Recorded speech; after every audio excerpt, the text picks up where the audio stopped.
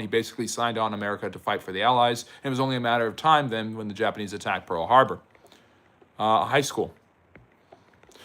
Do you know Squirrel is saying, do you know the Persians created a dog line that fought only elephants and gave them to Rome? That sounds about right. A hybrid dog line created by the Persians, almost like a Griffith. Yep, they do.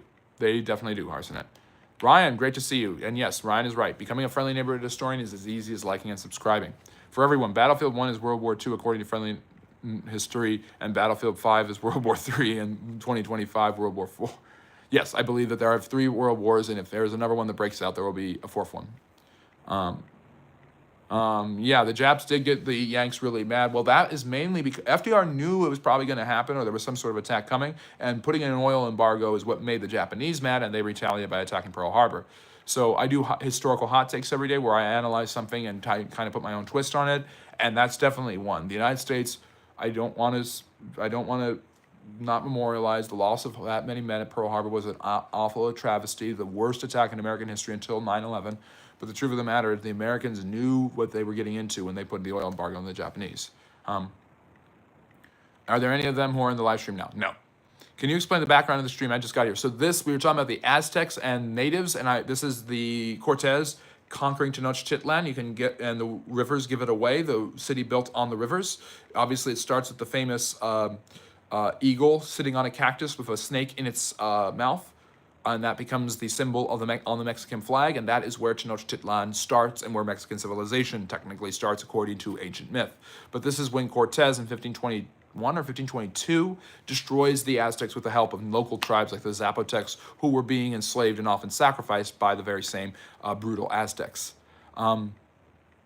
What's the history of corporate America? Well, corporate America really emerges after the Civil War at a huge rate with men like Cornelius Vanderbilt, James Duke, the robber barons, and men who put their name on universities. Cornell is another one of them, by the way.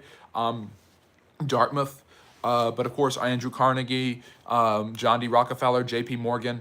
These people all establish huge corporate empires that rely on the work of low-paid workers who are usually immigrants and even child labor in order to make them as wealthy and prosperous as they possibly can. So, have you seen these banana?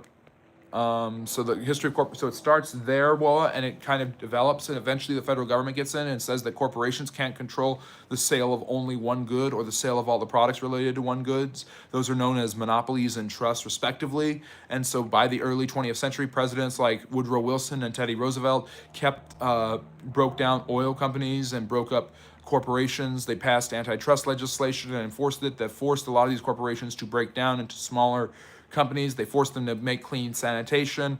The stratification of labor, the development of the assembly line allowed for more people to make more money and to work at different parts, and it made goods cheaper thanks to people like Henry Ford.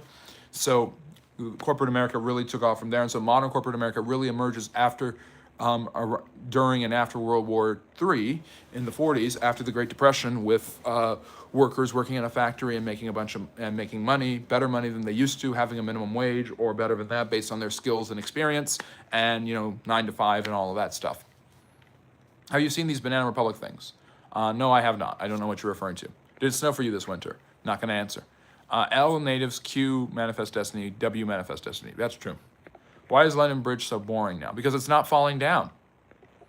Hitler was apparently supposed to be an anti-animal abuse vegetarian guy and has advocated against human zoos, which was stupid because when the Russians invaded Berlin. Well, yeah, the Germans attached the grenades to dogs to explode the Russians. Yes, that is true. I have heard that. Well, the human zoos were the way they struck out and condemned imperialism, because human zoos were something the British and French had done, basically putting on display these exotic creatures who were human beings from Africa and Asia.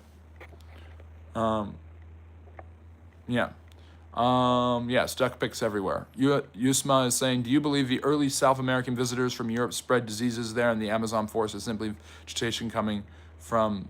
I don't think that's the case. I think the Amazon was there before then.